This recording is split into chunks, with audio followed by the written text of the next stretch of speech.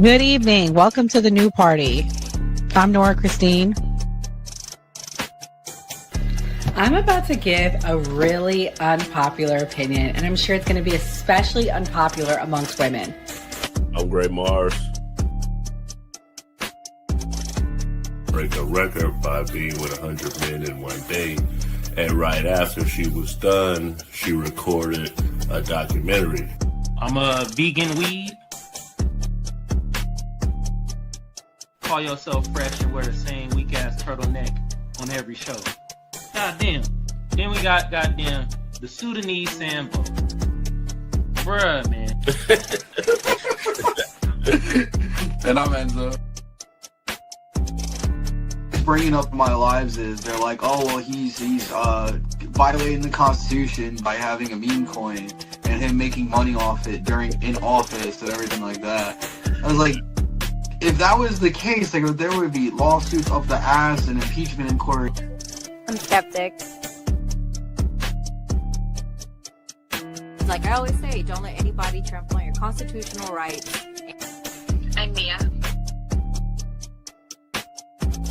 That's not a correct power dynamic in my mind. Typically, the people that are trying to be removed are not in control. That's why they're easily being removed.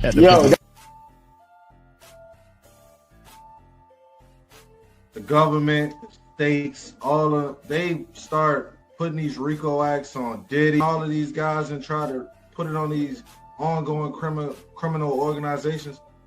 I ain't never seen the government put a RICO act on the KKK. If we sit there and be old school, we gonna miss the boat. You know, a lot of this kids 19 years old buying houses with Bitcoin, buying Maserati. Wow.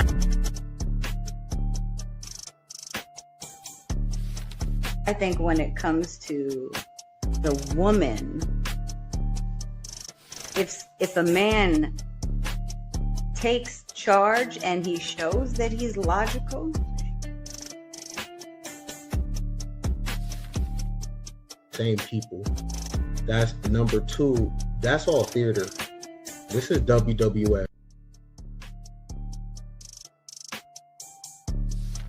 I'm mostly on the left ideologically, but I don't associate with the Democrats because they're not ideologically on the left. The Democrats are clowns and they're also losers.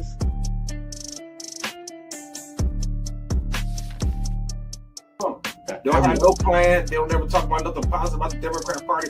Everything is just anti-Trump. They're not willing to have a conversation. They call us fascists. We willing to have a conversation. Charlie Kirk willing to have a conversation. There were times where Joe Biden greatly disappointed me.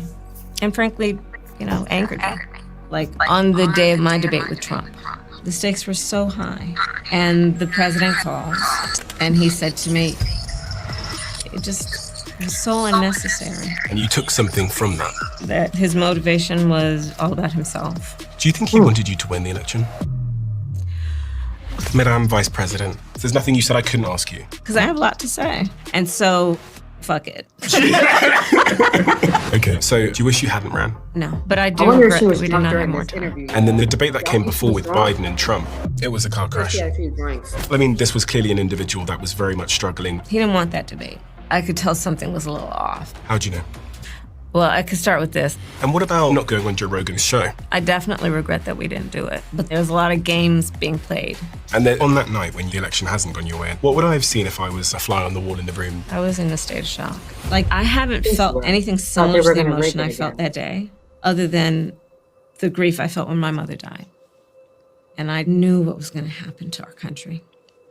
So I had a hard time reconciling that we can't still do something about it, because I grew up in an environment where everyone was fighting for justice and for equality. So I do think about how different it could have been, but sometimes the fight takes a while. Does that mean that you're going to run again? Disclaimer. The views and opinions expressed on this panel show are those of the individual speakers and do not necessarily reflect the views or positions of this channel, its affiliates, sponsors, or production team. This content is intended for informational and entertainment purposes only. Viewer discretion is advised. We encourage respectful dialogue and critical thinking around the topics discussed. Party. Why I like the new party? Number one, it's a group of people that's on a panel. We all have differences, but we all basically still come together at the end of the day. The new party for me is about unity. The new party for me is about educating people to the truth, letting people know what's been going on in our country.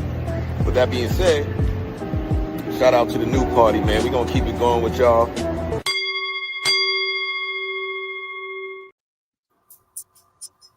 Welcome to the new party. I'm Nora Christine. I'm Ray Mars. I'm Mia. I'm Enzo. I'm Kamal. It's Benny Ray. Blake Ashby.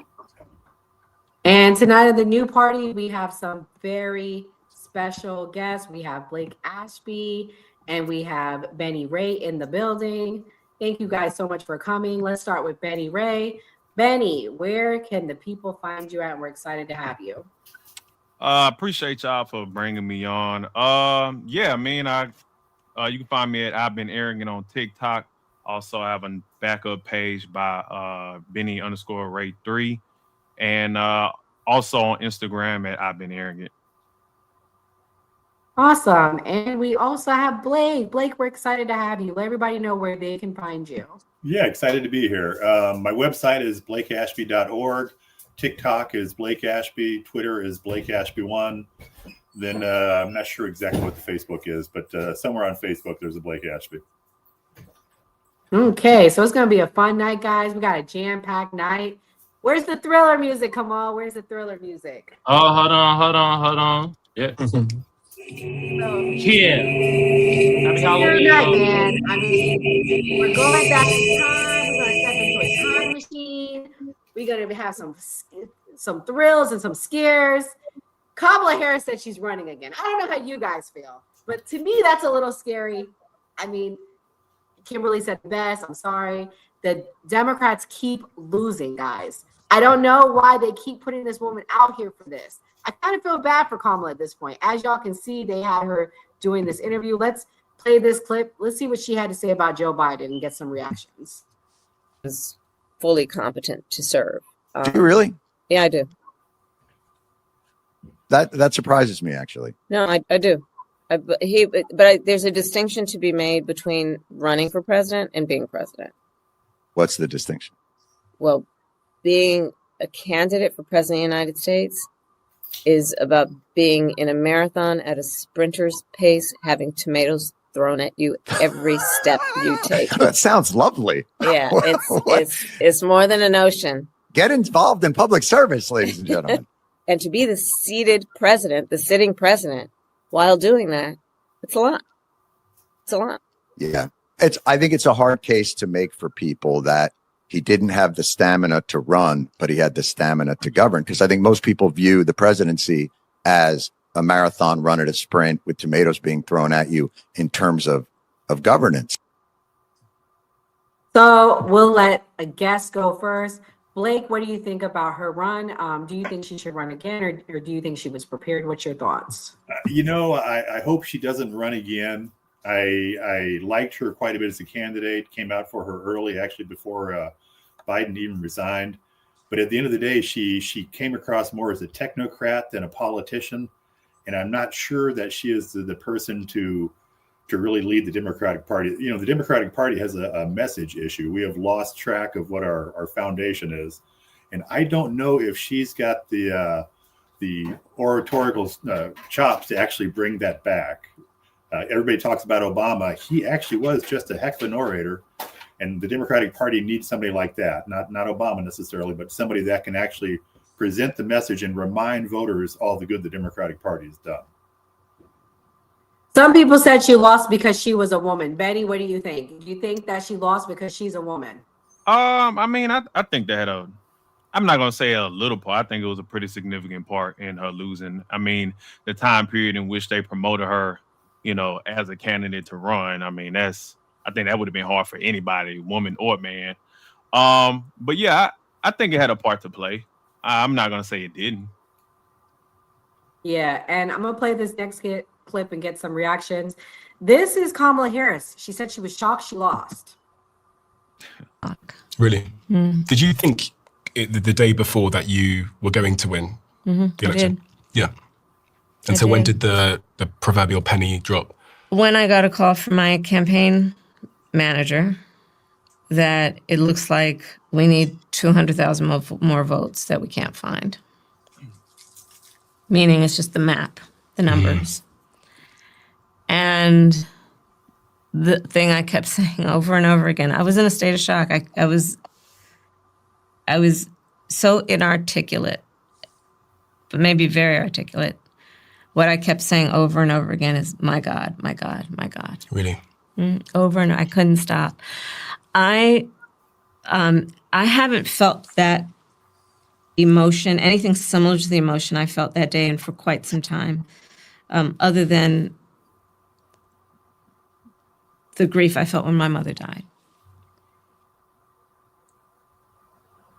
Guys, I know we are accepting super chats if you want your chat on the screen. Mia, why was she so shocked she lost? And what's up with this 200,000 votes thing? What do you think? I think she was shocked she lost because, I mean, they spent $1 billion trying to get her elected. For like $1 billion in like 104 days trying to get her elected. So I'm shocked I'm sure she's shocked that she lost. I mean, $1 billion is a lot of money. She thought because she had some half-naked singers on a platform shaking their ass in front of children and a few thousand people that somehow Black people were going to clamor. We were going to clamor because we saw some thoughts on the screen. I don't know. I mean, she clearly misjudged it. And, you know, that for me is like classic of the Democrats. They clearly keep misjudging. I mean, if they need to put a centrist candidate, a middleman, a moderate, just slightly to the left to get all of those centrist moderates that are in the middle that move to the right, because there was a lot of social issues they did not agree with the Democrats at times being so far left. Man, I gotta get a Democrat in here. Gray. I'm a Democrat. Huh? I'm a Democrat. Oh, I know, but Gray's you go ahead. already, darling. Gray, what's your thoughts on all of this? What do you think? Why do you think she kept talking about these 200,000 votes? She kind of sounded like Trump when he was calling Georgia, saying that she was looking for more votes. But once you're looking at that electoral map, I mean, you know, we did it live. You start to see how things start to look, and then it's bleak, and you can't possibly win. So I think that she was looking at the math. I'm not going to necessarily say that it was a Democratic Party. I mean, Joe Biden dropped out right before. She only had, 170, 190 days, whatever the number was, for her to create some type of campaign. So for her to be put in the position she was put in to try to win presidency was almost impossible. Yeah, let me tell you guys, that night Gray went running. I never seen you run out somewhere so fast. Like all the Democrats, y'all thought it was going to be a blowout that night. But anyways, we're going to play the next clip. We'll get some more people in here. This is her talking about she's upset. She's upset about the Trump ballroom. Let's see what she has to say. Kidding me. This guy wants to create a ballroom for his rich friends while completely turning a blind eye to the fact that babies are going to starve when the SNAP benefits end in just hours from now. Come on. So I'm not going to be distracted by, does the guy have a big fucking hammer? What about those babies? Right. Woo, she big mad. And so what you think about her in this ballroom? Do you agree? How much did she have to drink before she did that interview? Hey, don't hate That's on the the real boss question. woman. I'm sorry. Put down the wine, Kamala. What do I think about the ballroom? I think it's perfectly fine for Donald Trump to use his money to pay for a ballroom instead of the American taxpayers. The same way that I think it was I think when I looked at the list, out of 47 presidents, or 45 really, because Trump twice, 13 of them added additions to the White House, and they were paid for by the American people. So I have no problem with Donald Trump doing that. And if you're so worried about benefits going away. Democrats, speak to your leaders, speak to Chuck Schumer, speak to people in the Senate, because we only need 5 votes now. We need 5. We need 5 moderate Democrats to come to the table who are willing to speak so we can pass the CR in the Senate. Kamal, what do you think about the ballroom? Do you think she should be allowed to spend that Trump should be allowed to spend that much money? I mean, it's how much, what is the amount? I think it's like hundreds of million at this point. What do you think? It was like 280, 230, 280, something like that. He trying to spend a ballroom. Is he gonna dance in that motherfucker, or he just gonna be looking at it? Ain't that the point of a ballroom, to be dancing and stuff? Well, it's probably not even gonna be done before he's out of office. Those things take 2.5 or 3 years to build at least. Damn. Yeah, Anyway. and they destroyed the East Wing to build it. So Blake is right. It might not even be done. So it's just some more WWE shit for sure. Yeah, at this point, man, if Donald Trump wanna build that shit, you feel me? He finding loopholes and through all these constitutions, ain't he? God damn, his first term, he just, you know what, I'm gonna study all this shit, make all these mistakes, and look at all the loopholes of the Constitution. So in the second term, I'm about to run shit. He building ballrooms, he building golden tank. Is this nigga part of No Limit? God damn. Yeah. Hey, who There's a golden tank? Rappers? God damn. But part of it though is that he's broken a bunch of laws, but only the House has standing to actually sue him for violating the Constitution. And since the House is Republican controlled, they're not suing. If we take back the House in the midterms, you'll see a bunch of lawsuits, and Trump will be, he'll have to go back to living to the Constitution like other presidents. That's the other half of it, is the Republican Congress has kind of ceded its authority to him. Blake, I hate to break it to you. He's just gonna take another mug shot, hang with some rappers, and be like, all right, we good, on to the next. Hey, this is my thing though. Did y'all want me to talk about Kamala, or y'all want me to still talk about this ballroom and shit where he might get you can say your opinion on Kamala. Because I mean, with Kamala, she probably would have won if she ran as an Indian woman like she been doing, instead of cosplaying like a black woman. I guess me and her the same. We both magicians in this motherfucker. You feel me? That's what I'm dressed as for Halloween. Happy Halloween, y'all. You know what I mean? That hurt. I think that hurt her more than anything. You feel me? All this cosplaying, I got hot sauce in my bag, Hillary Clinton bullshit. Man, get the F out of here. That's disrespectful to us black Americans thinking we stupid and that ass is gonna make us vote. You got Megan Thee Stallion throwing ass in a circle and we supposed to vote? Hell no, you supposed to be talking about policies that's supposed to be helping us. That shit is horse shit. You feel me? That's why she lost all that cosplaying bullshit. She should have ran as an Indian woman. I'm telling you, she probably would have won. Well, and you talked about two things there, right? You talked about how she presented, but then also the lack of policy ideas out of the campaign. And, that's what was really disappointing to me. Yeah, they weren't talking about no policy, though. Just saying. Well, this is what she said she lost because of Joe Biden. This is what she had to say about Joe Biden.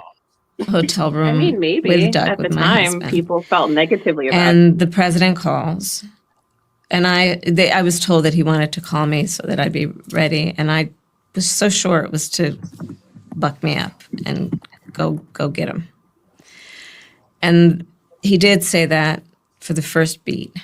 And then he went on to talk about a group of people in Pennsylvania who were saying bad things about me because they heard I was saying bad things about him. And when I hung up the phone,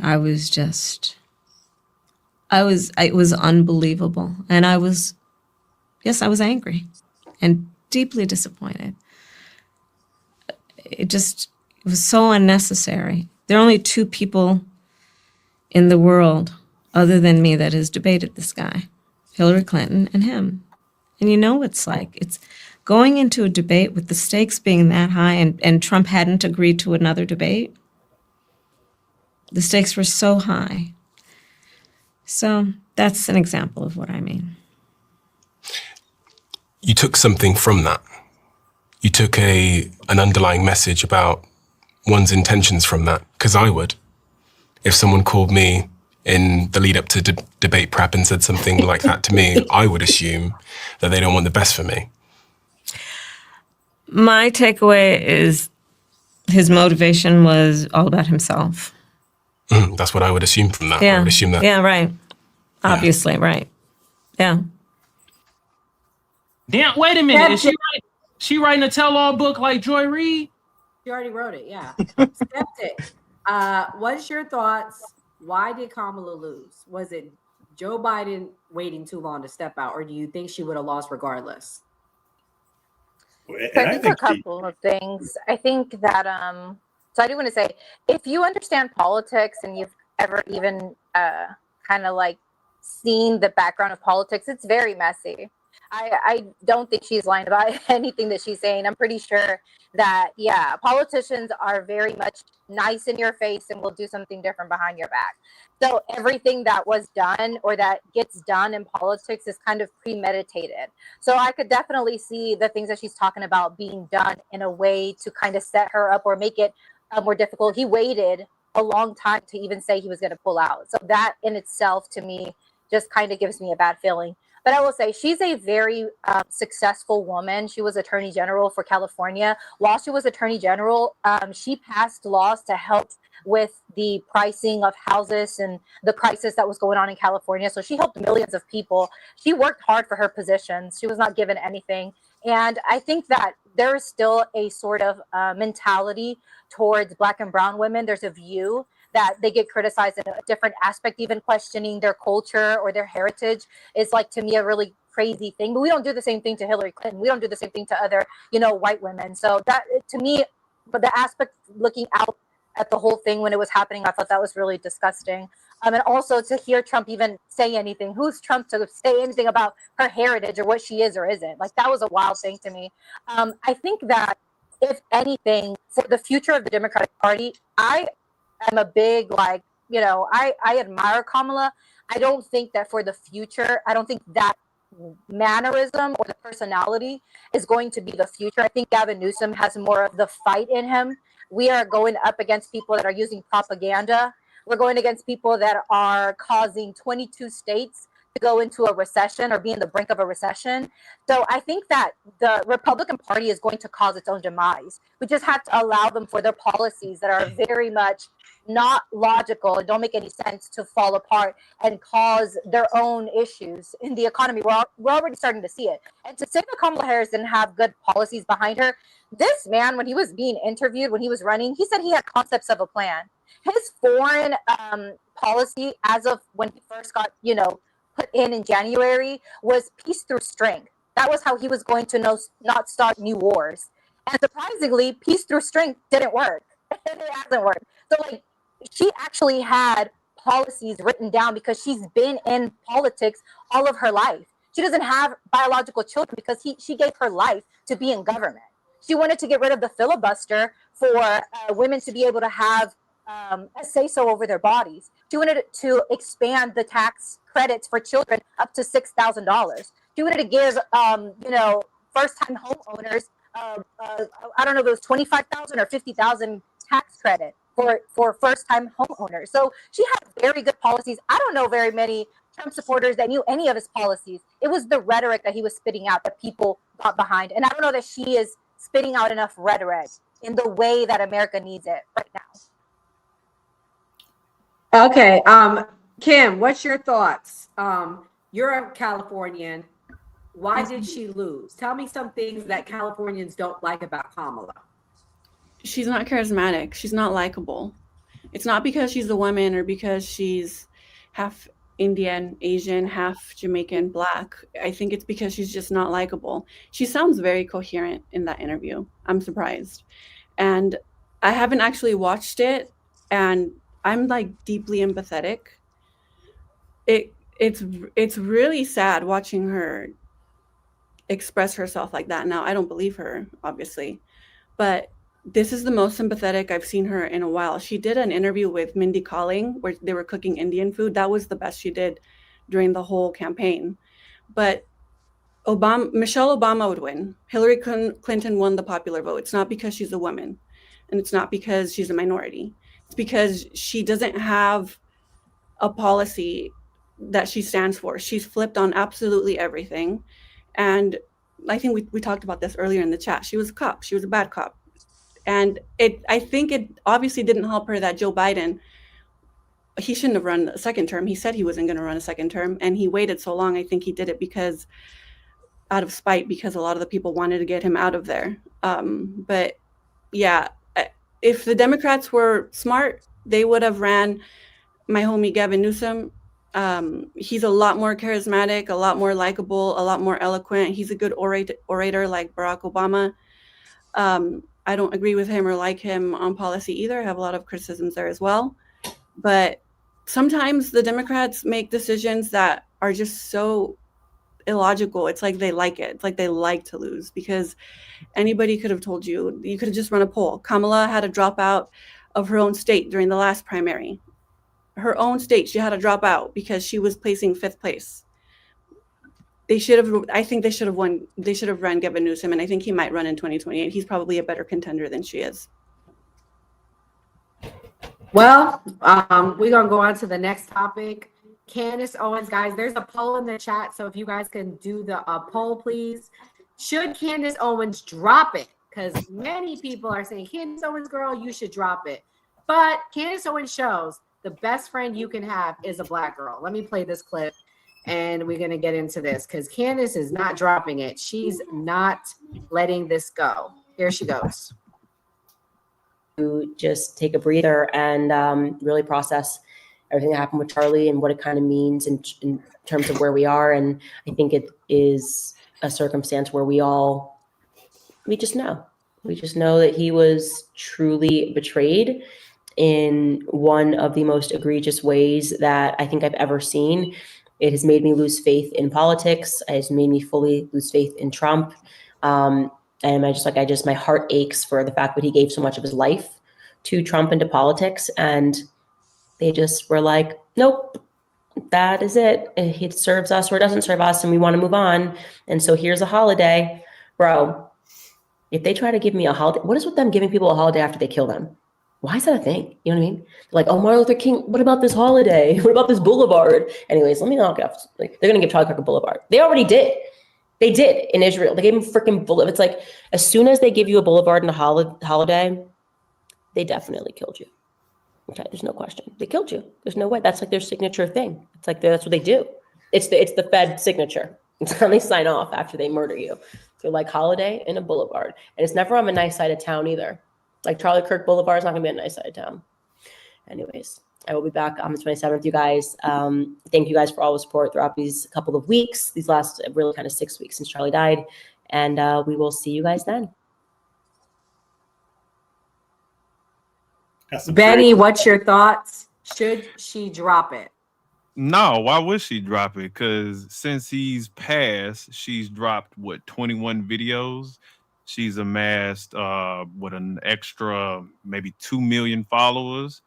And within those 21 videos she's dropped, she's had 200 million views. All the videos are at least an hour plus long. She making bank. Why would she quit? Blake, should she drop it? What's your thoughts on all this? Yeah, I agree with what he said. Conspiracy theories are paying her bills, and everybody's got to earn a living. And the way she earns a living is by riding the waves of conspiracy. And that's the challenge with conspiracy theories, right? They can help you get elected. They can help you get attention. But where do they go? They have to keep on going somewhere. They have to find a new enemy. So, yeah, I think she is wrong in what she's doing. I don't think she was assassinated by the government. But I think Benny is right. Or I think it was Benny. Whoever was that said that. Yeah. I mean, let's be right. Why, if the is big bad boogeyman government, why would they allow her? If she really was quote unquote opposition to the system, why would they allow her to be up there? If they would take out Charlie for whatever reason, why wouldn't they get Candace Owens out the paint? Yeah, and they didn't take out Charlie, right? There was no conspiracy, no conspiracy, government conspiracy to kill Charlie Kirk. He was killed by a deranged person, like most people are assassinated by. But there's, layer upon layer of conspiracy theory that Trump has tapped into to win the election. RFK is a perfect example. Trump loved the wackiness when it was getting the votes. Now he's got to deal with RFK and measles and all sorts of just stupid stuff, right? How do you deal with a conspiracy theory when you've used one to get elected? Well, she going hard in the paint with the conspiracy. Here she going hard at Don Jr. She better watch out. From me to you. It's better to say nothing. Okay? It's better to say, I'm just not going to answer that question. The best way you could honor Charlie Kirk, if you can't fight for him for some reason, is to simply say nothing.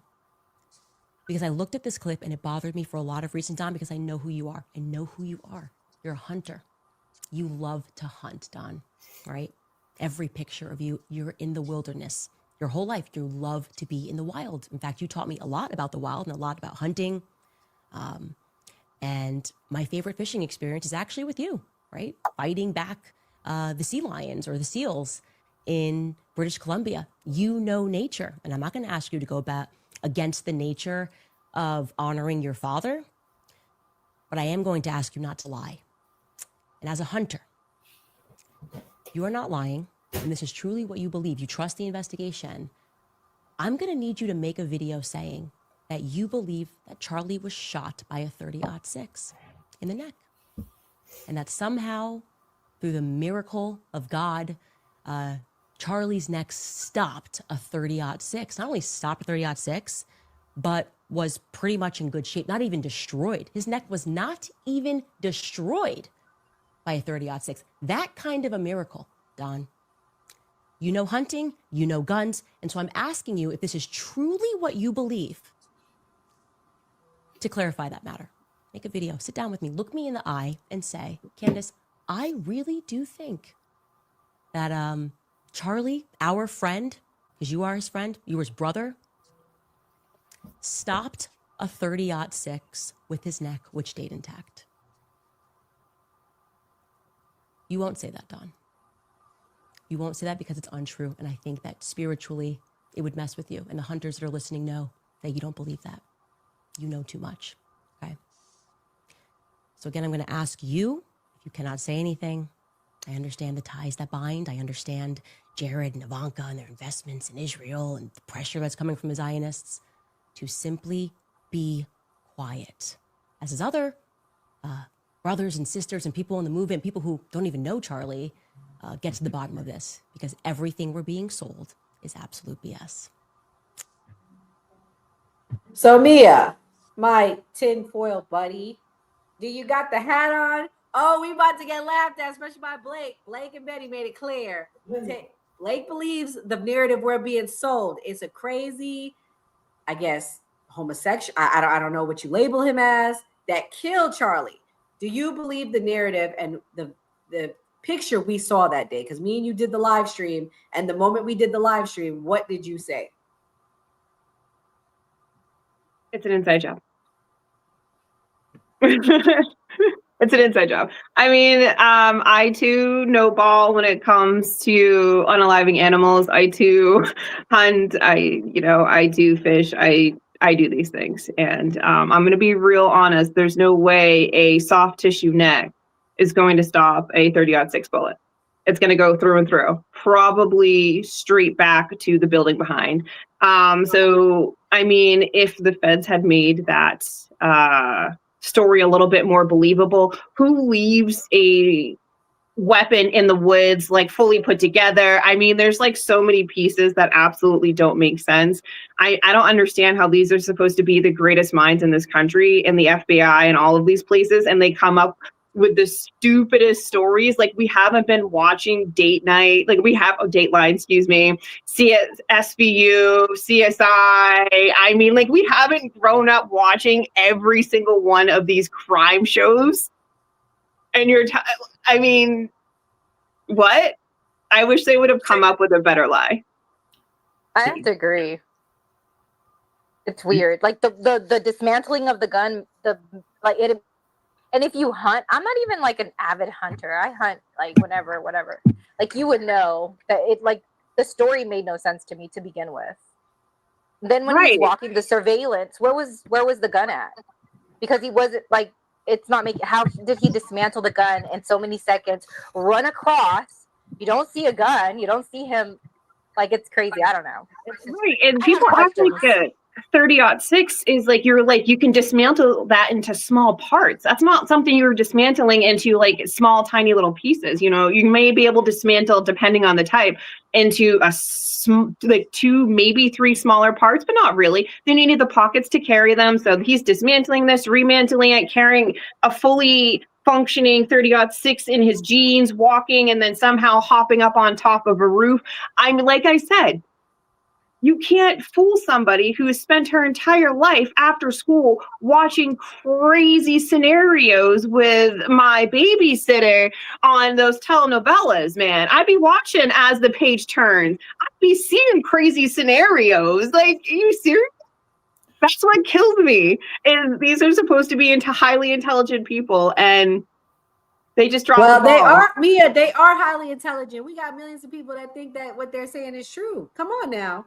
You just why would the Trump administration want him dead? Why would anybody on the right think about it on a broad spectrum? So he's gone, and this is the greatest call to arms they've had and the greatest wave of support. I mean, he was a young man.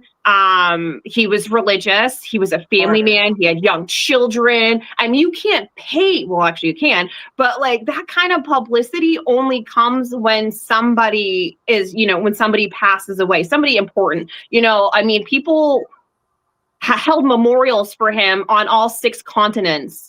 I don't think they were doing in Antarctica, so I'm not going to count that one. But like 6 out of the 7 continents, they were holding memorials for this man. It's not just martyring him. We'll get to the other stuff.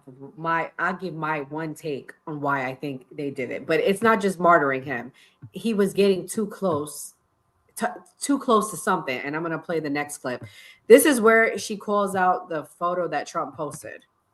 And Trump rushed to tweet out that, or Truth Social out that photo, an AI photo of him and Charlie with the Star of David in the background. I just knew. I knew the investigation into who murdered Charlie Kirk was officially over, right? The officials wanted nothing to do with it because there was nobody more psychotically insistent that people stop asking questions about Charlie's death immediately. I mean, early hours, right? More than the people that are dedicated to the Israel lobby, right? These individuals, if you go back, people that are pro-Israel for whatever reason, were like, do not look any further into this death. In fact, I'll challenge you, do me a favor. Find me just one real life pro-Israel individual who is expressing that they don't believe that Charlie Kirk was killed by Tyler Robinson. The evidence is overwhelming that Tyler Robinson didn't act alone, that Tyler Robinson didn't fire the shot, that Tyler Robinson didn't use a 30-06.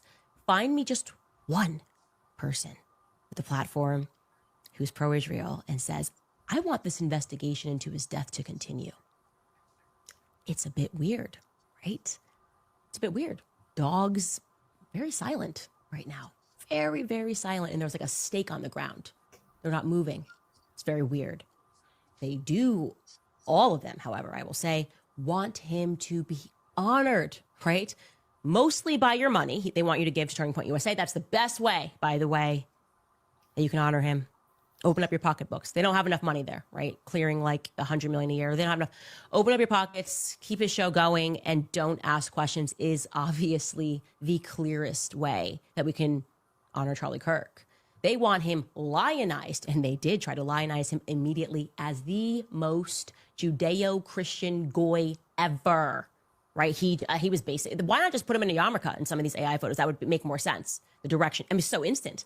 It's like just like trying to establish the legacy, right? And keeping with that, we want this to be honorific, not actually trying to solve what happened here.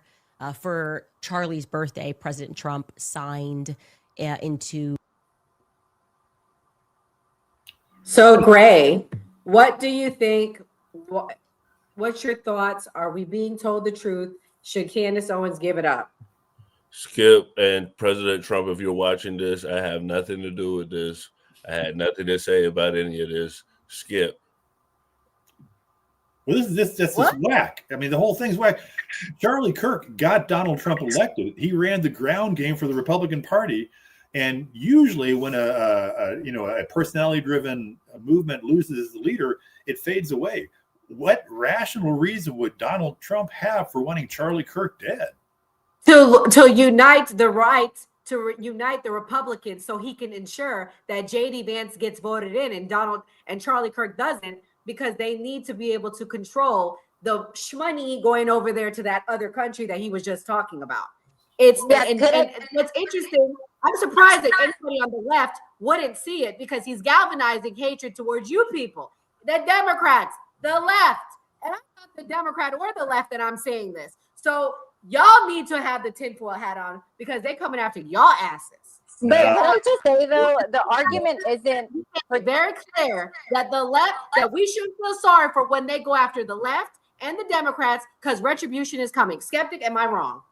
Well, but I think, let me clarify too, Blake. The argument that she is making, her specifically, and a majority of people are saying, isn't necessarily that Trump did it, but it's that his viewpoint, because he had multiple interviews. One, I forget her name because I don't know the right-leaning people, but he did an interview and he was literally saying, hey, a lot of right-leaning people are coming at me because my support for Israel has kind of shifted a little bit. Like, nothing crazy, but I do think that what's going on in Gaza, like, I have questions, right?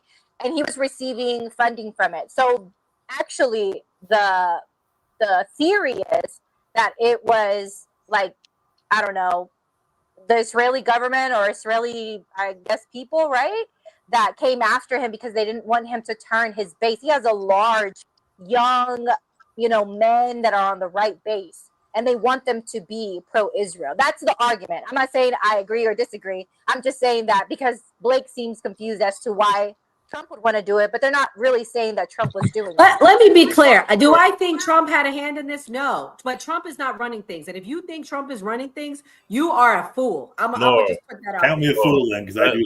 Hold on. Let Kimberly go. Kimberly hasn't went yet. Kimberly, you're kind of left. What do you think?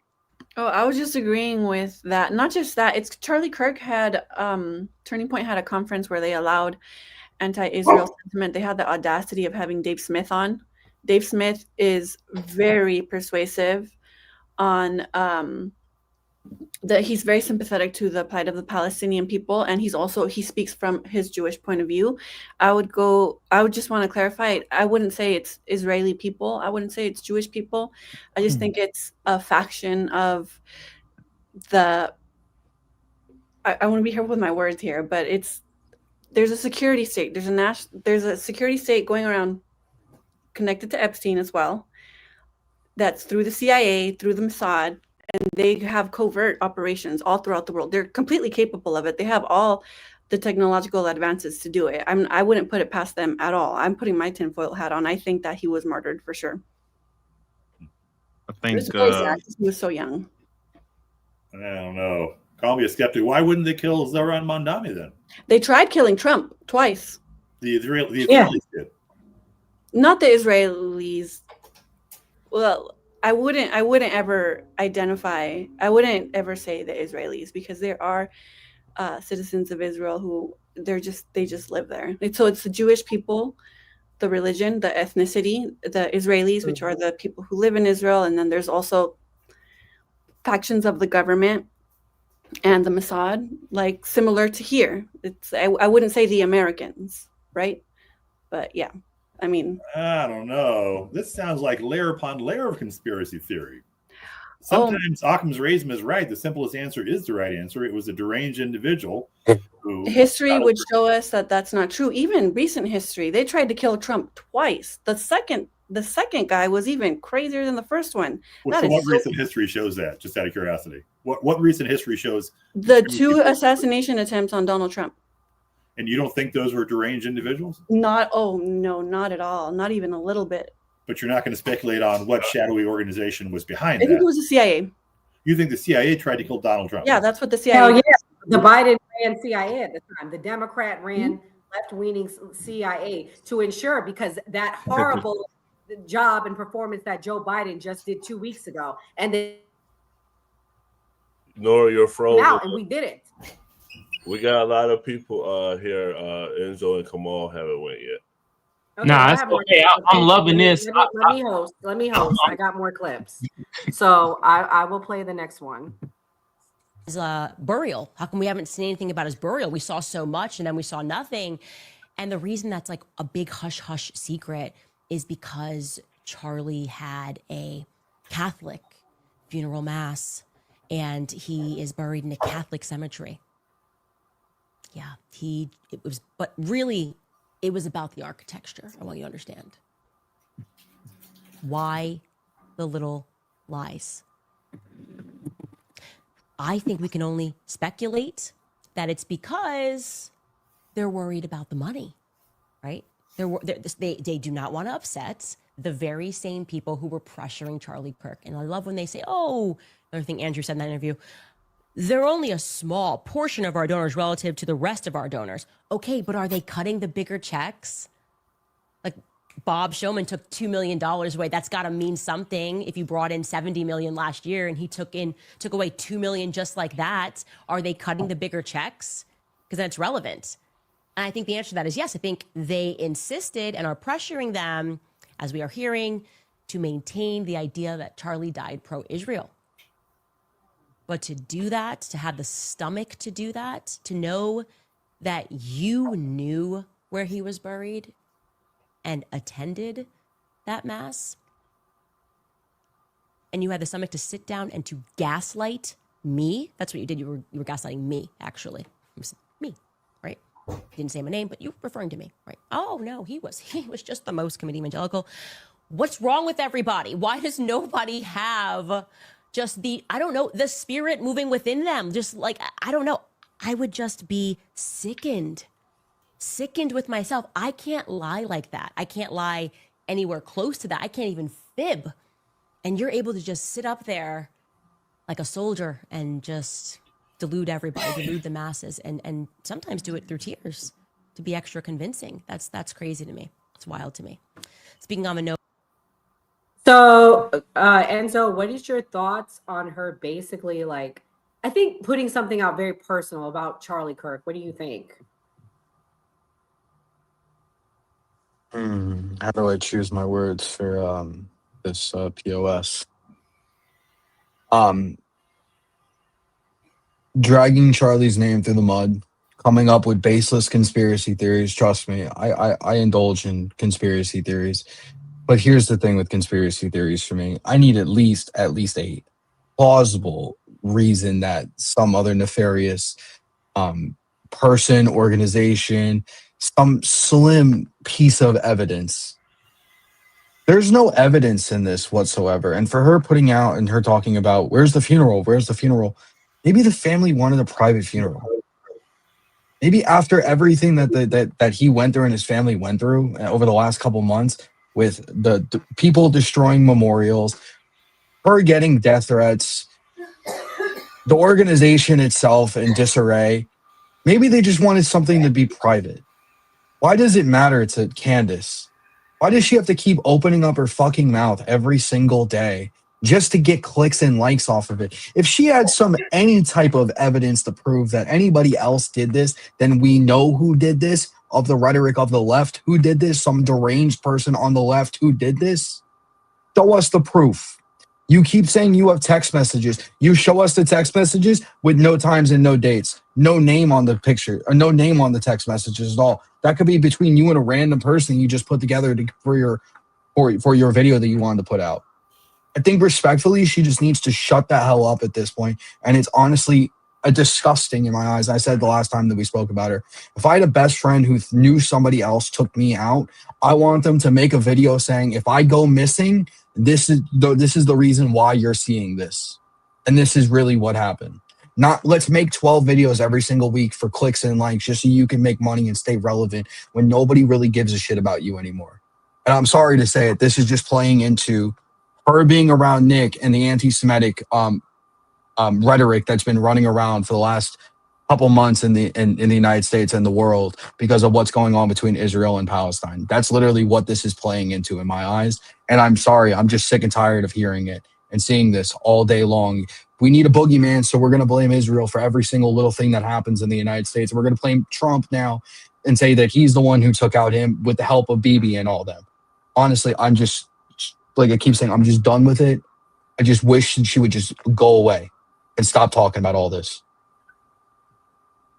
Kamal, I want to play this clip. This is Sabi. This is what she had to say why we should question it, and then let you react.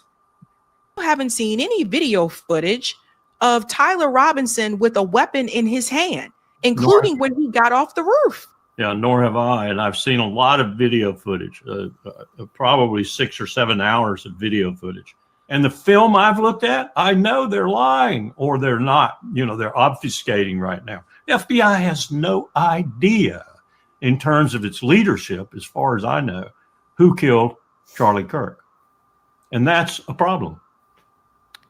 But how did they just get this guy? Like, how did they decide? They invented him. They invented him. And as that suggested, as that technological look at the, the blip, as that suggested, they not only invented him, they found him some hours before the assassination.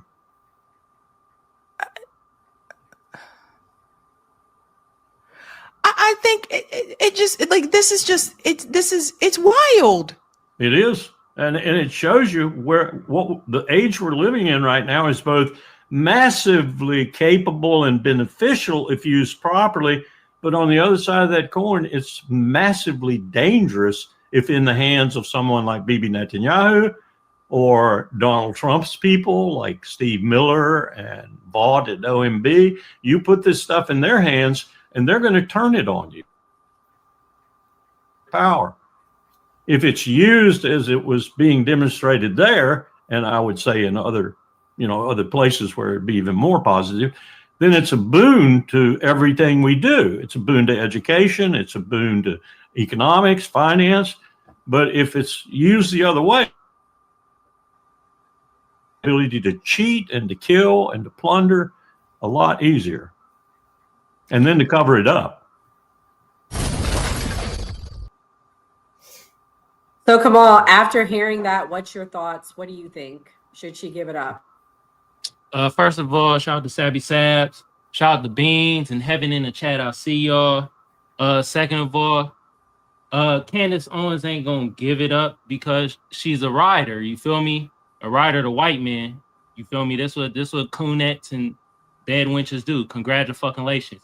But I gotta say this. Damn, Enzo, you said you said she irrelevant because of damn. I almost gave you a mic drop, bro. Goodness gracious. And I'll say, Enzo, Blake, Benny, I got y'all answer. The rest of y'all. Do y'all feel that Candace Owens is grifting? Because that's all I heard. $1,000,000%. That's what I was gonna say about her. You should say it. It's okay. I'm saying because people forget Candace is trying to be real. Like she originally, she went to school for journalism. This is what she wanted to do, but it never took off. And when she started out with what Degree 180, being a liberal, she was talking about Trump. You know what I'm saying? That when that felt she had started that website for like cyberbullying and tried to get like if you got bullied, we can basically dox the bully, but it turned out around on her and they end up doxing her. So she disappeared, and when she came back after that, that's when she started doing the conservative cooning shit. You know what I'm saying? I think she made Blexit with the Officer Tatum motherfucker. And then she tapped that's when she met Charlie in 2017, and they made her like director of urban necessity, something like that, because they were getting caught up at the same time with like racism and shit like that, like being accused of racism and stuff like that. So they hired her as the black person, like, hey, we got somebody. Then she got promoted to the director of communications or something. And then that's when they went to the UK in 2018 and linked up with her, who ended up being her husband. She met him, and then because they met that December in 2018 when Charlie was going over there to start the Turning Point UK. and they linked up over there. She engaged with the husband who was the CEO of pop some app, that right-wing app or something. Hardcore. Because he linked up with her because that was at the same time when they started popping off with Kanye, and he shouted her out. In that April, she started getting clout from Kanye. They go to UK. She meets up with her husband, future husband. He tries to sell the fucking app to Kanye during that Trump shit. It falls through because Kanye started talking about all that Jewish shit because he was losing his, Adidas and all that. Like, the dots are there. I'm not saying that, things do connect, but I don't think Candace is doing this out of the kindness of her heart because she loves Charlie Kirk and they were best pals, because they start falling out around 2019 when she got on with the Daily Wire, Ben Shapiro's show. Daily Wire. She got on there and she thought she was going to be on the MAGA train, and they didn't pick her. And that's when she comes out with the anti-Semitic shit with Kanye, and then she gets fucking fired. So Benny, I want to tell you, Nora works with Blexit, and we just interviewed the senior director of Blexit yesterday. We'll have to send you that video. He was the first employee of Candace Owens and Officer Tatum. But what I say about Candace Owens' investigative reporting, it was all good when she was saying that Macron's wife had balls, and that he was with transgender, but her reporting was fascinating then. But now all of a sudden, her reporting is messed up because it's about Charlie Kirk. But that's all I got to say about it. Do you feel she a grifter though? Yeah, for sure. But maybe she got to make money, but she married to a dude with bread. So I mean, like, I don't know. I mean, she could still be a grifter. Hey, I mean, I don't know. You know what I'm saying? You can say we all grifters. So, I don't know. Well, speaking of grifters, we're going to talk about Charlie Kirk, what he had to say about Nick Fuentes, because we're going to go into the next story. And Charlie Kirk said he would never work with Nick. And I'm going to tell you, Nick is definitely grifting off of his death. Everybody dissenting from the right. When are we going to have more nationalists? Instead of just engaging with the left, now that the Biden administration has invaded our country, when are we going to build a big tent with nationalists like Jerry Taylor and Nick Fuentes? Yeah, that's funny. Yeah, I don't align with Jew haters. Sorry. Thank you. I'll talk to anybody. You want to tell me why do you hate the Jews, by the way? Like, what do you think of Jewish people? No, I think they have a disproportionate influence in American politics. However, I do find it interesting that you trot out these far left. I'll talk to anybody, but one of the people you mentioned says we should have a holy war against the Jews. Do you believe that? I believe we need to spread the light of Christ or no? to the entire world. Do you world. believe in a holy war against the Jews? Yes or no? I believe in fighting for Christ. And I believe that Jerusalem should be Christian. Christ was a Jew. Christ is king. I agree Christ is king, but yes or no? This is not a trick question. Do you believe in a holy war against the Jews? Yes or no? Not a trick question. Do you think we should try to convert Why? Yes, I try to convert everyone to Christianity. I try to convert Dennis to Christianity. I try to do it every day. It's the Great Commission. You know But here's what I'm not going to put up with. I'm not going to put up with Jew hatred. In the conservative movement, in America, I'm not going to put up with that in any way, shape, or form. I'm not going to put up with it. And I'm not going to put up with it. It's disgusting. It's reprehensible. Now that everyone agrees with me, I will graciously forgive them. All right, you win. So, Blake, with everything that I'm sure you've been seeing online, because I can tell you keep up with politics, do you see what I'm saying about unifying with the right now?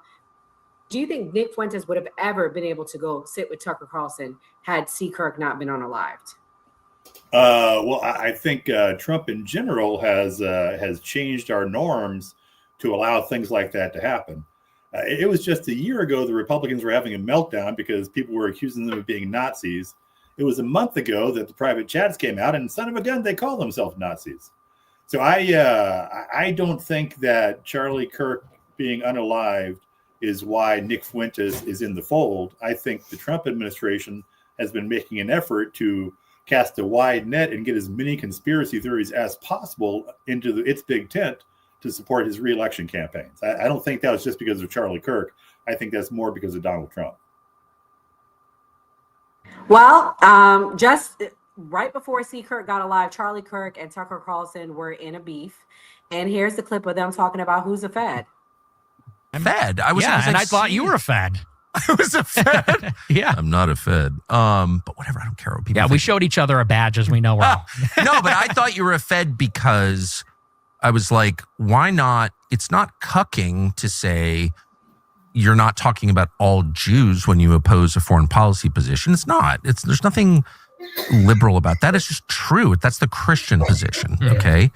And two, why are you attacking like the best people and not the worst people? Well, yeah. I mean, again, he disavowed me for my views on Israel and said I talk too much about white people and Christianity. And to me, that's like a sincere ideological disagreement. I get it. And, same thing with Marjorie. Marjorie fired my guy. She disavowed me. And, and you worked with Blumenthal on that article, but you called me on the phone and we talked. I mean, I was it. like, what?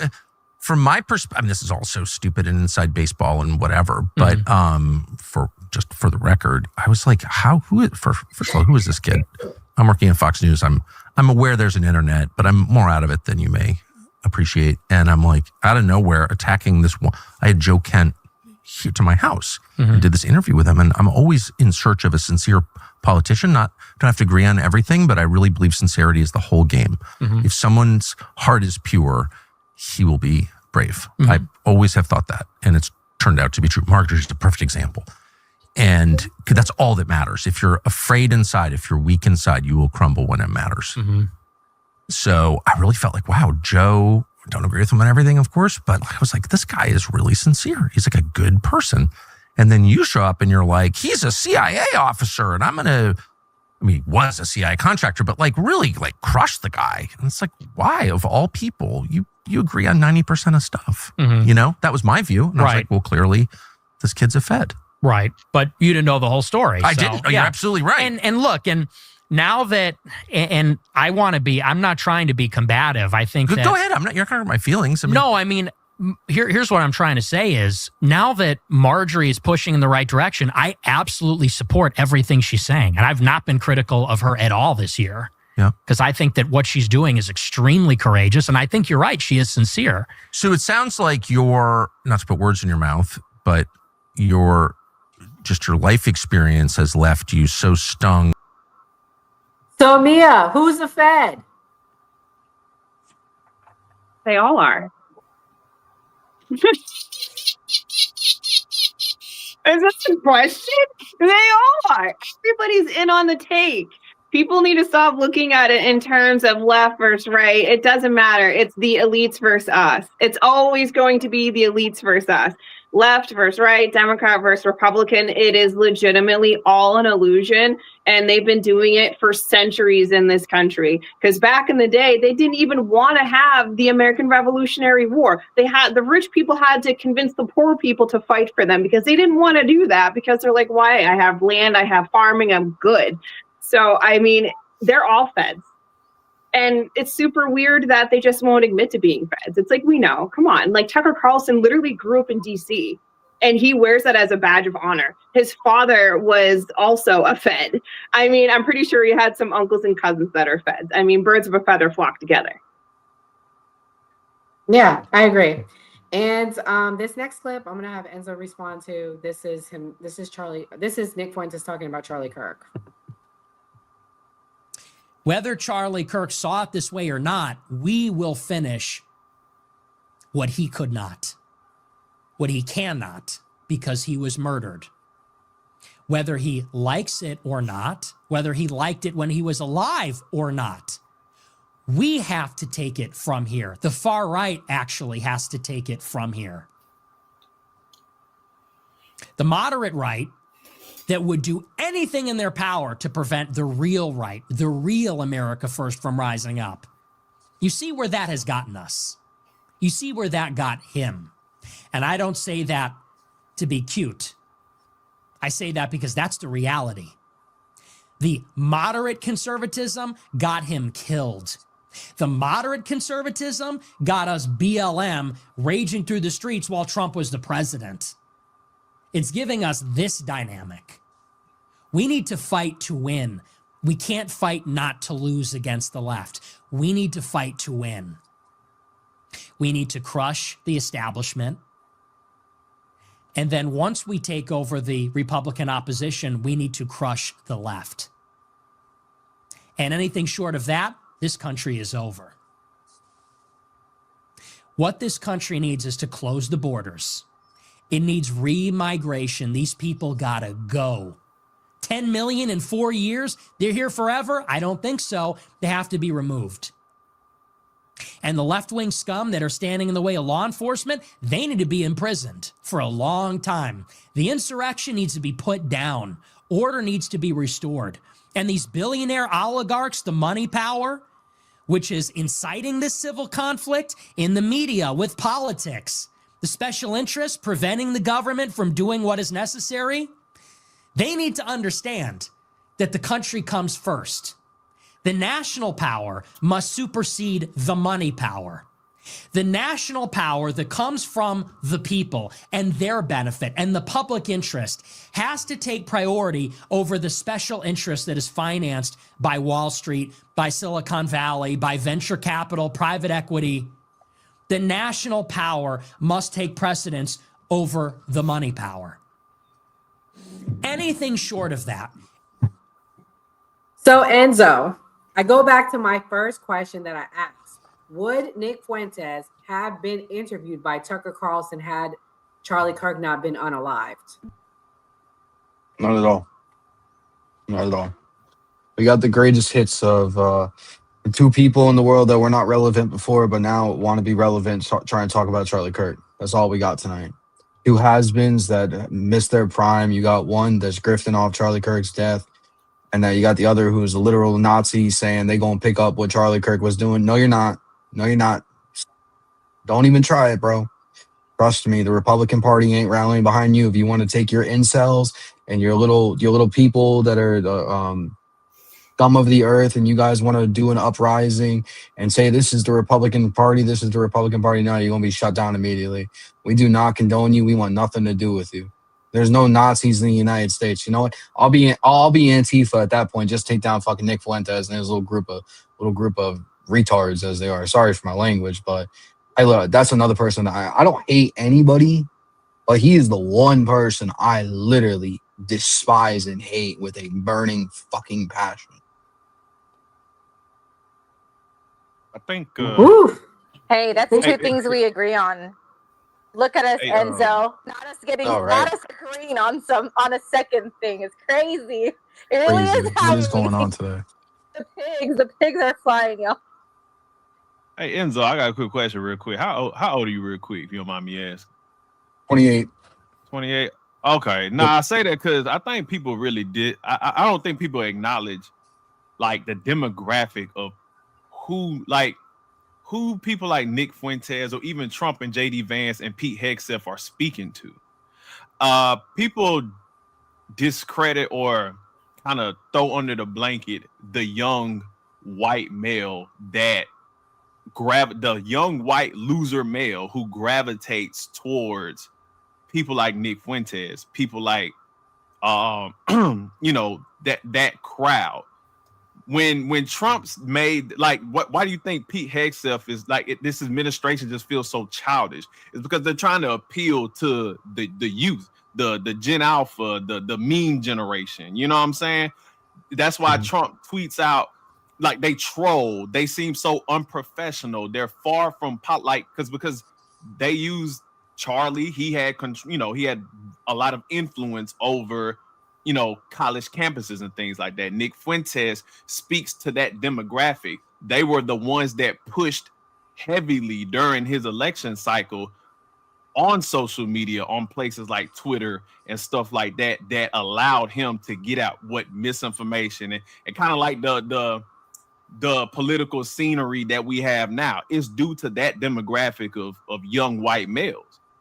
So I think people need to start taking them and people like Nick Fuentes' rhetoric more serious, because they're not talking to people like you. they're talking to that generation coming after us. And I Exactly. think that's a little, because like you have boomers about to be in the dirt in the next 15-20 years. Millennials, we're just kind of like in the fucking middle. They're trying to get that younger demographic and kind of pour into them, in my opinion, what they did to like my age group to get us to go fight the fucking war on terror for this next cycle of whatever the resource fighting they're about to do. They have to prep those young white boys specifically to go. You have Pete Hegseth in front of military fucking generals talking about FAFO. Like, what do we do? But he wasn't talking to them. He was talking to those young white boys that they're trying to rally. Or young white boys that are 60 years old, right? But you're dead on, right? He's talking to a specific demographic and a specific style. It wasn't for the generals. It was for that group you talked about. I just want to add, I know Enzo disavowed him as a conservative. I read somewhere that his last name is Fuentes because his dad's Mexican. As a Mexican, I speak for all Mexicans. I disavow him as a Mexican. We disown him completely. He's not associated. He's Mexican, Italian, and Irish. He's not Italian. We don't claim him. No, he's Mexican. Neither do we. I got to say, I feel like I need to take a shower after listening to him. Well, it'll get even worse. This is what he had to say about porn, and he's talking down to young men, and he's an incel. He's not married, no girlfriend. Let's watch. Something that is almost never talked about is that this is a generation that's totally sexually dysfunctional, I think, because of pornography. And some people are able to cope with it. Some people don't have a problem. But I think a lot of people, and maybe even a small minority, have a serious problem with it. And the How does problem, it make people sexually dysfunctional? I think that it's impossible for a real woman to compete with the availability and the novelty of pornography. A real woman, like without getting graphic, she's only one person, and maybe she wants to do something sexual, maybe she doesn't. Porn is, you could have 100 different women in one sitting doing anything. That whatever niche or idiosyncratic thing a person might be into, it's there. And so I think that novelty combined with that availability, it makes it so that, when you think about courting a woman, juice isn't worth the squeeze. And so there's like also a problem of like erectile dysfunction, people that can't enjoy regular sex because it does not compare to the intensity, the novelty, and the availability of porn. It's hyper stimulation. And so I think that's sabotaging a lot of normal sexual relationships. It seems like it's making a lot of people gay too. Yeah, and trans. You think that's true? 100%. What is that? I think that the novelty is a huge part of that. I think that if you are somebody that uses pornography multiple times per day, which many people do. Actually? Oh, absolutely. That's a lot of jerking off. It's a huge problem. Yeah. And, if you're doing that multiple times a day, every day, for years, since you're a kid, well, eventually you get bored. Yeah. And you want to move on to something more extreme. And you're kind of, it operates, I think, similar to like a drug. You kind of have the same kind of resistance to it that you would to a drug, or a tolerance for it. And you're always chasing that initial feeling the first time you used it or the first time you saw a certain thing. And I think eventually you just chase more taboo, more transgressive. And I think maybe some people are more prone to that than other people, going in a really extreme direction. Is how Charlie Sheen got AIDS, actually. Yeah. Yeah. Through just being jaded and looking for something more transgressive. That's just a fact. And there's something too about what it does when you look at it. Because people don't realize that it is a fundamentally different experience being involved in intercourse versus watching other people have intercourse. And I think that actually does something to you. Tell me, what do you mean? I think that, for example, I think Steve Saylor has written about this, that there's multiple kinds of transsexuals. And he says that one kind of transsexual is somebody that likes the idea of seeing themselves as a woman. It's autogynephilia. Yes. And I think that, one of the theories for that is you watch a man having sex with a woman that isn't you so much, you kind of achieve an identity with the woman in like a weird, sick way. You almost identify with the woman. And so there's weird things that happen when you're watching that and having such strong emotional and sexual experiences with it. Okay, Gray. So what's your thoughts on what he said? Why, like, do you agree with him? Do you think that we have a porn problem in this country? He's also represents the young incels that don't want girlfriends, can't get girlfriends. What do you think? They have advocacy groups for that if you're struggling with sex addiction. I'm not going to say that that's a major problem for, everyone, but I think that some people need it. People are in monogamous relationships. So I think that helps people stay faithful in their relationships.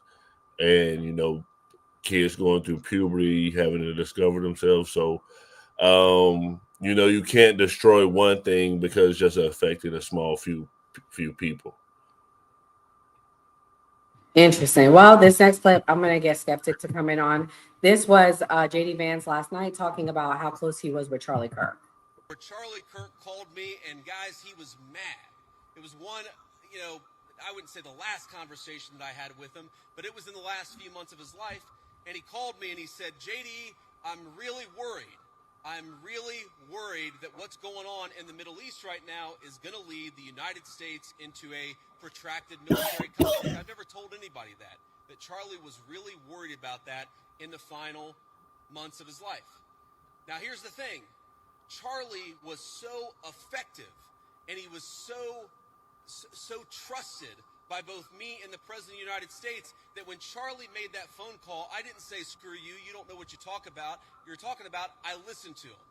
And I really believe that one of the reasons why the President of the United States knocked out the Iranian nuclear facilities, but never got the United States into a protracted military conflict and never lost a single American in a Middle Eastern conflict is because we had the wisdom and the good sense to recognize that the American people are done with American troops dying in unnecessary foreign conflicts. But Charlie Kirk reminded me of that.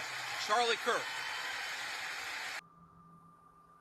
Skeptic, what do you think about how close JD Vance was with Charlie Kirk? What's your thoughts? Well, he did go on his podcast after his unaliving. So I do think that there was a close relationship with that. I will say this is funny. I think that when someone talks a lot about a subject, a lot of the time that tends to be like kind of what they're interested in. And I have noticed that the Republicans as a whole tend to focus intently on like trans people and the LGBTQ movement. And when you look at like studies, I had a friend who had like a doctorate in like social psychology.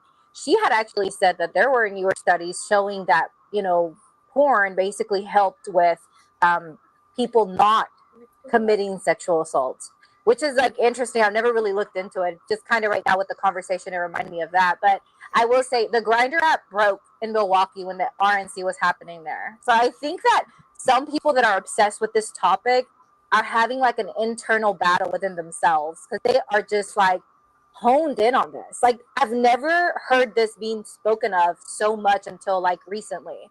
Like an obsession of like speaking on people and like their orientation and what they identify as. Like I care, but at the end of the day, like it's like a subject that's like kind of I don't talk about a lot.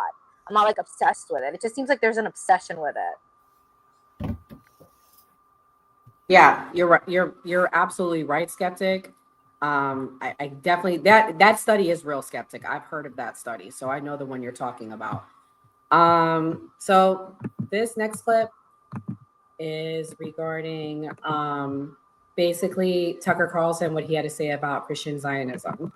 Explain Mike Huckabee, Ted Cruz, and there are a lot like that. John Bolton. I mean, I've known them all. George W. Bush, like Karl Rove. I mean, all people I know personally who I've seen like be seized by this brain virus, and they're not Jewish.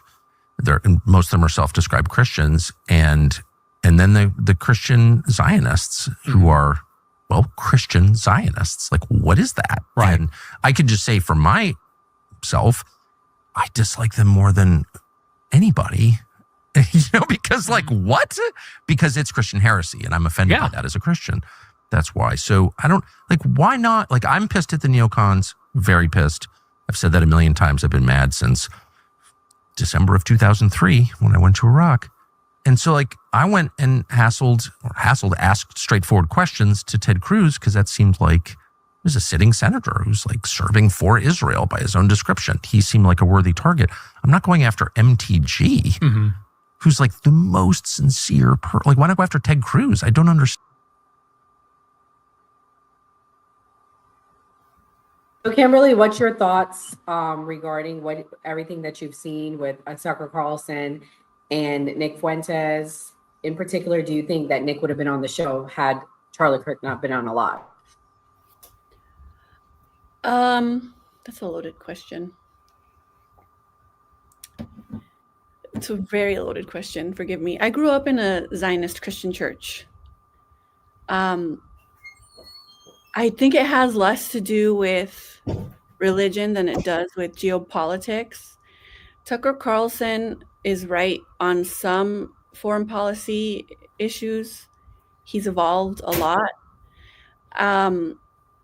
Would he have had Nick Fuentes on?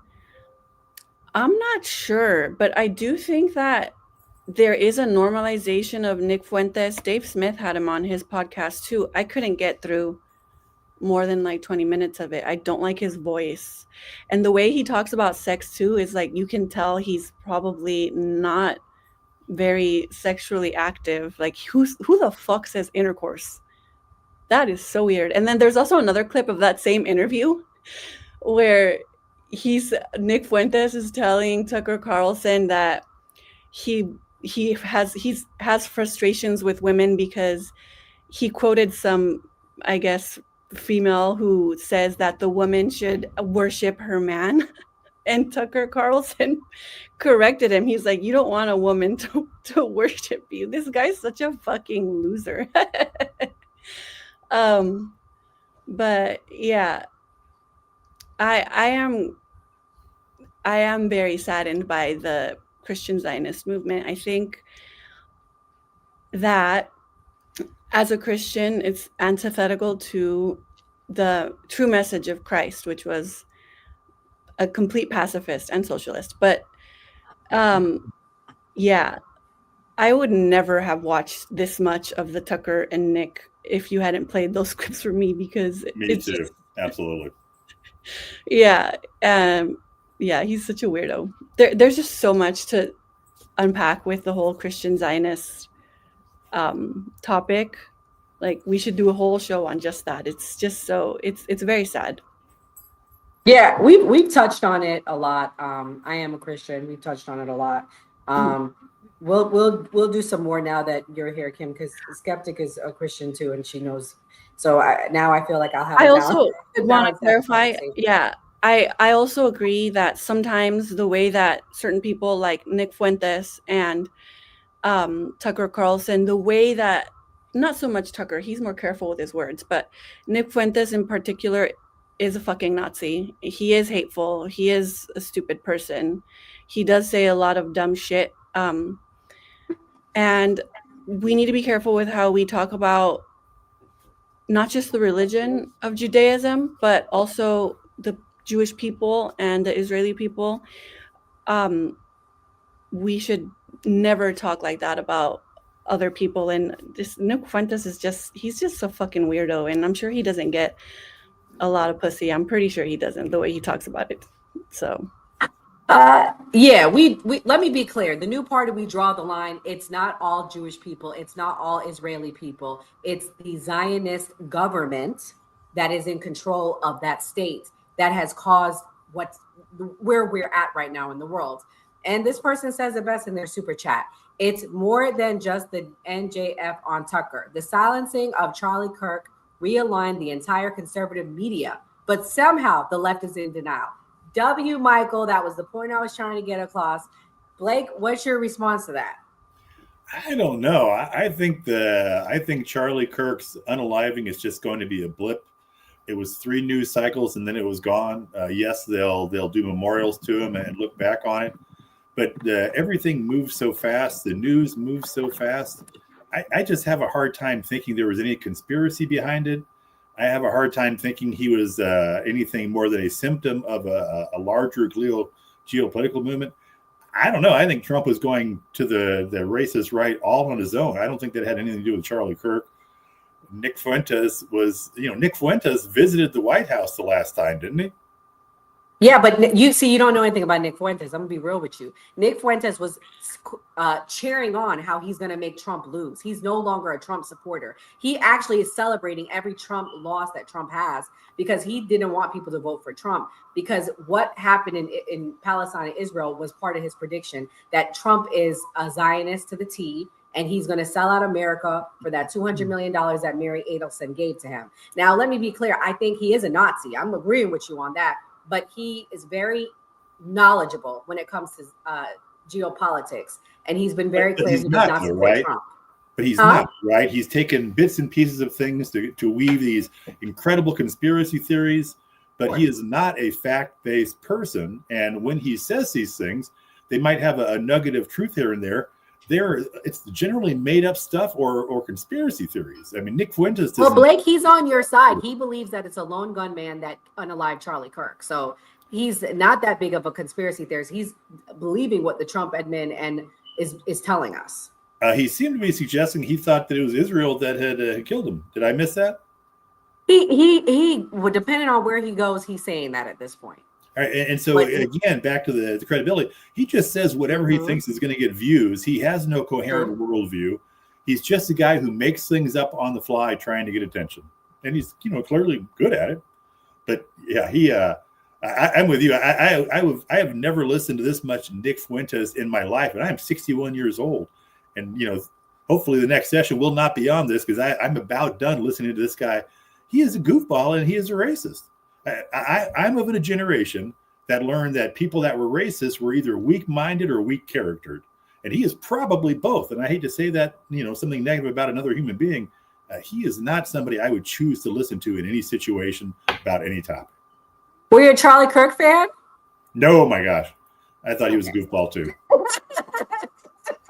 All right, guys, the next super chat. Thank you, Michael. The girl in the bottom screen is the only one that did their homework. But yeah, okay. Thank you. Mia did her homework too. The thing is, Blake, is whether people don't want to acknowledge it or not. Mia, am I wrong? Many of these young boys are looking to him. They moved from Charlie Kirk. They moved now to Nick. Am I wrong, Mia? Because you got a young son. No. So, yeah, I do. I have a teenage son. So what was the first thing that I said to you and Enzo? As Charlie Kirk we just watched Charlie Kirk take one to the throat. We're all talking together. And the first 2 things I say is, 1, this appears to be an inside job. The second one, this is going to create a power vacuum. And you can quote me on this because I said it here a few weeks ago or a month ago, right after it happened. I said this is going to create a power vacuum within the conservative movement. And we're going to see the rise of Nick Fuentes because we're going to have a lot of angry young men. And what have we seen now? Angry young men and the rise of Nick Fuentes through that power vacuum because now Charlie's gone. And I kept saying, I'm like, Charlie was Charlie was a moderate. He was willing to come to the table, willing to speak with you, and willing to be decently respected. He was definitely a moderate compared to what is out there. Have you seen Milo? Oh, okay. Compared to the people out there, Charlie Kirk was absolutely a Christian moderate. And at least he was willing to be decently respectful to you when you stepped up to the podium to speak with him. Now we're going to have a new crop of young men that are incels. And Nick Fuentes is the racist Nazi leader of the incels, which are involuntarily celibate men. Because, as Kimberly said, they can't get pussy. So for her. A historical analogy. One of the reasons that people speculated that Japan was so warlike was they had all of these... what were their fighters? They had a lot more men than women, and they used foreign interventions as a way of kind of reducing their oversupply of men. Yeah. Well, at least this is what Charlie Kirk stood on. Then we could do closing. Stop talking, really bad stuff starts. When marriages stop talking, divorce happens. When civilizations stop talking, civil war ensues.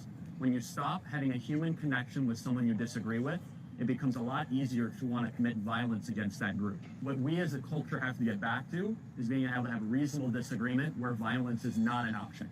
When people stop. So he kept the conversation going. And with that being said, I want to thank our guests for coming. Benny, what's your closing thoughts? Shit, I appreciate y'all letting me come on here. And I mean, Candace and Tucker Carlson are definitely both grifters because they both got kicked off of their platforms.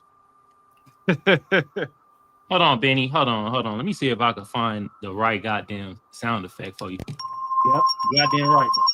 There you go. Because they were both riding that MAGA wave when that money was coming in, but when he got in trouble at Fox and she got kicked off the gravy train, that's where we got where we are now. Benny, where can they find you? I know you have 2 pages. Yeah, Benny Ray 3, or the one that is tagged on under my name. I've been arrogant. Those would be my 2 TikToks, but I'm mostly on this one right here. Well, thank you for coming, Benny. We appreciate it. Yeah, Blake, I appreciate y'all. Where can they find you, and what's your closing thoughts?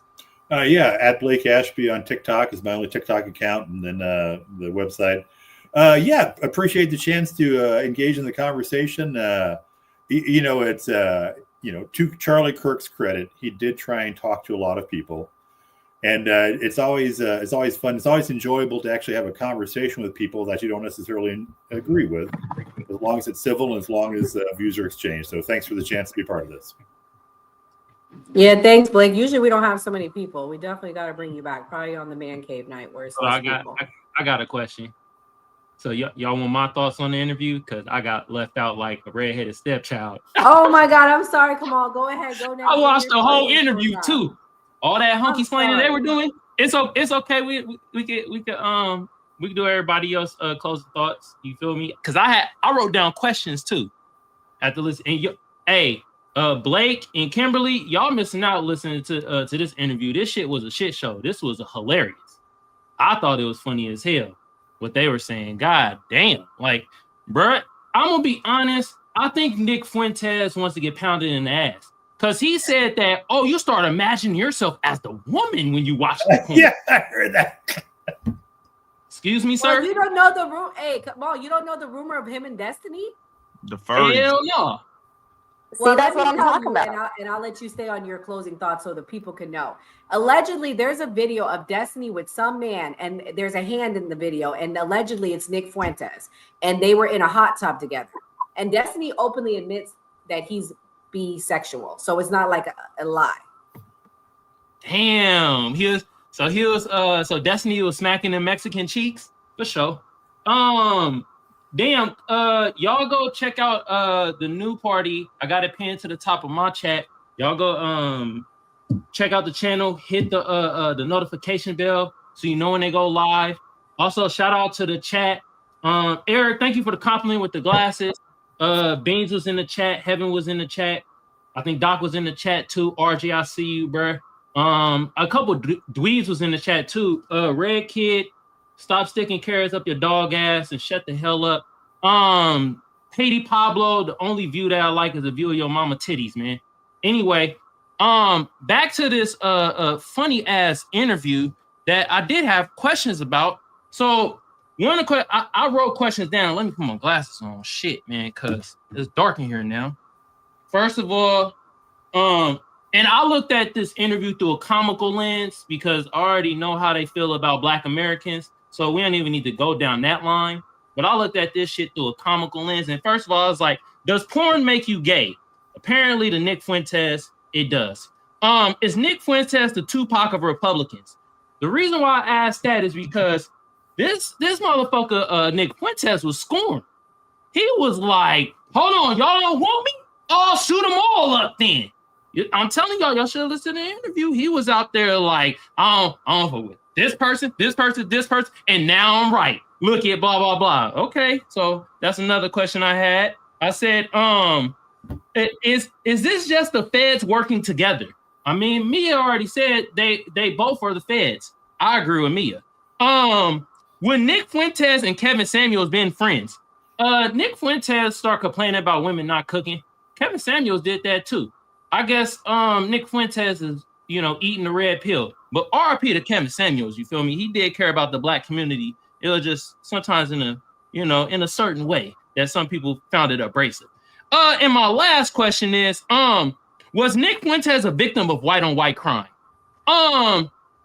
When he got somebody came to his house with a gun, a loaded gun, by the way, you feel me, to bloop his ass. The assailant was a white man. So, was he a victim of white on white crime? I need these answers. I would love to talk to Nick Fuentes and Tucker the Fish Face Carlson. I have a lot more questions, but we'll just start out with those. If y'all want to find me, Kamal Johnson Network on YouTube, hit the notification bell on both channels so you know when we go live, you feel me? Thank you to our guests, you feel me? Benny, appreciate you, bro. Blake, I appreciate you too. Don't let that boomer comment get you sad, bro. I saw the sadness in your eyes when Benny was like, the boomers are almost in the dirt. It's okay. You 61 years old young, brother. All right. Also, everybody else has YouTube channels and TikTok channels. Y'all go follow them and stuff. And Enzo is right. We just heard the greatest hit from the grifters. We're going to call them the Griftonies. I'm done, and shit. Y'all good? Yeah. Wow. I'm so sorry I skipped you. My bad. Ladies, okay. Next. I got thrown off. It's a lot moving parts tonight. Kimberly, what's your closing thoughts? Man, I was cracking up so hard right now. I don't even remember what I was gonna say. I love that you featured Sabby Sabs. Sabrina Salvati and I are up to par on the third party wave. Vote third party. Please leave the Democratic Party. They're clowns. And then what else was I gonna say? Damn, that Kamal is hilarious. He is hilarious. Oh, you said that you think Nick Fuentes wants to get pounded in the ass. I just want to say there's absolutely nothing wrong with getting pounded in the ass. There's nothing wrong with being gay or trans. I think his problem is he wants to get beat the fuck up. Like, he should get his ass beat. That motherfucker needs to get his ass beat. A él le hace falta una buena cachetada, la verdad. He probably didn't get reprimanded when he was a little kid, and you could see that the way he talks. Oh, he's so gross. I'm gonna go like take a shower. Oh, exactly. I never watch him long form. I can't. He's so disgusting. And I also agree that Charlie Kirk did at least try to engage in the discourse, even though I agreed with him on almost a lot of everything. That was it. I tried to find Blake on Instagram. I couldn't find him. I wish I was more active on TikTok, but I did follow you both on TikTok. It was nice meeting you all. And everybody have a good evening. Peace and love. Thank you, Kimberly. That was very nice. Skeptic, did you hear what Kimberly said? I need translation now that we got somebody else speaking Spanish. Did you hear it? No, I didn't. Sorry. Oh man. All right. He needs to get his face, like his mama didn't smack him enough. He needs to get his ass beat. Enzo, what's your closing thoughts? Closing thoughts are: this is a great episode of the greatest hits of the grifters. Like I said before, the grift homies, as Candace and Nick, all I really say is they just need to go somewhere and never show their face again. Just stop. I'm so sick and tired of hearing their voices. They literally know the crap out. That being said, I hope everybody has a great night and happy Halloween tomorrow. Everybody stay safe, get a lot of candy, and have a good night. Yeah, get that candy. That might be all some people got in their house to eat. Skeptic, I'm being funny, but being serious. November 1st. What's your thoughts? I think it was a good episode. I can't believe that y'all got me and Enzo agreeing on one thing. This was the grifter episode. We were talking about a bunch of grifters. And I think, like, for Candace, if you're willing to spread misinformation about your own community, like, I don't trust you. I don't know what it is that you stand for nothing and you'll fall for anything. And the fact that, I mean, I was kind of on the boat of whatever the stuff she was saying, the questions she was asking. I think that the way that she has kind of stuck on bringing this up as a topic has become kind of like inauthentic. Like, you're now using this and you're now trying to build on this every episode. You're trying to make a whole series out of it. It's kind of weird. So I see the grifter from like a mile away. I think Nick Fuentes is disgusting. I don't know. I know nothing of him. I think the first time I heard of him was on here. And then I went on this whole thing. I saw one of the police recordings, the body cams of someone who came to his house. And he seemed so sad. And after that, I saw his interview with Candace Owens when he was talking about he can't have regular relationships because, like, women won't talk to him. Like, people don't like him because of what he stands on. And I actually felt like I get where the anger comes from. I get where he has all of this, like, frustration that's pinned up that he wants to put on the left. And he, like, makes he's like really hateful, like really has hate in his heart. And it has nothing to do with us that you can't get women. Like, that's not our fault that you can't get a date. Happy Halloween to everyone. Check us out on TikTok. We're currently, there's 2 big lives that we are currently on. Casso's live and then Sajada's live, she's currently live on TikTok right now. We host live panels and they get really, really interesting on topics that we talk about all the time. Politics, current politics, political issues. So check us out on there. And the chat needs to hit the like more. You guys comment and have all these comments about crazy stuff, but you don't hit the heart. So chat, you need to do better on that. If you can comment, you can hit that little heart button in the chat. So anyways, you guys have a good night. Happy Halloween. Man, Andy, Right, Skeptic, tell them. Yeah, tell him, Skeptic. Andy, shut the hell up. Only thing low class is the men that your mom give the puss to. I'm tired of these niggas in the chat today. God damn. Some of y'all cool though. I already shouted y'all, but some of y'all been talking out y'all ass. I'm tired of y'all. Goodness gracious. Mia, what's your closing thought? Indeed, this was another great episode. Thank you to our guests for coming and being on here with us. And we have shared many laughs. Thank you so much. I already follow you, Benny, and Blake. I will go on and follow you on TikTok tonight. It was very nice meeting both of you. And I think, and I've said this multiple times, at the end of the day, it is always us versus them. It is always the 99.999%, which is everybody on this panel, our friends and family, and the regular, smegular Americans versus the elites. And don't get stuck on left, right, moderate, this, that. At the end of the day, it's always us versus them. And we need to come together to be the us, because that's the only way we're going to win against them. And before I log off, I just want to say happy early Samhain to everybody. And don't forget, tomorrow the veil is thin. Be careful what you wish for. Light your candles. Put out your apples and your candy for the gods. Yeah, so I'll make it brief. Thank you guys for coming. Shout out to Blake and Benny. Please go support them and support their lives and their shows and their content. Great stuff. This was a great panel. And I'll say this. I'm going to meet Blake in the middle. I do think Candace is grifting. I'm going to tell you why. I feel like what Candace does is she puts nuggets of things out and then she never connects the dots. And then when she finally connects them, it makes absolutely zero sense. And that's why, like, it's like throwing things out and seeing what sticks on the wall. Like, her latest thing today really was like wild. So I say go check out her stuff. But thank you to everyone for supporting. Shout out to Michael for sending the super chats. God bless. Good night. Whoa. You serious? Oh, wait. Whoa. Sorry. Are you serious, bro? Sorry. Guess it saved the best for last. First off, shout out to me. And I forgot my final thoughts since I was about to be skipped. Thank you, Benny and Blake, for coming. Benny, yeah, I saw your content from Fangirl, Mia, and Slim. So that to the cast, if you see people you want to have on the show, send them to the chat. I know people been asking for different people to come. Just ask for the people. We do this every Monday through Thursday at 8 p.m. Eastern time. And keep rocking with us. Like we always say on a new party, always vote.